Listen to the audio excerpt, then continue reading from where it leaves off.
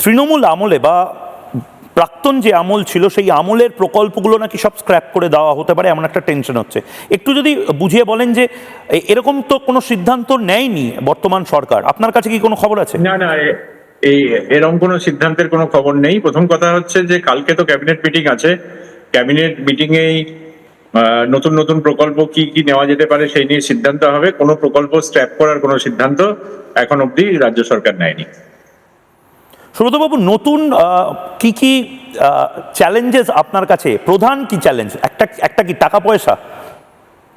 একটা হচ্ছে হ্যাঁ, একটা হচ্ছে অর্থ জোগাড় করা বিভিন্ন প্রকল্পের জন্য। আর দ্বিতীয় চ্যালেঞ্জ হচ্ছে যে বিউরোক্রেসি, বিউরোক্রেটিক সিস্টেমটা, এটাকে আরো কিভাবে জনমুখী করা যায়, আরো কিভাবে আরো বেশি প্রোঅ্যাক্টিভ করা যায়, আরো বেশি ইনোভেটিভ করা যায়, সেটা একটা বড় চ্যালেঞ্জ হবে নিশ্চয়ই।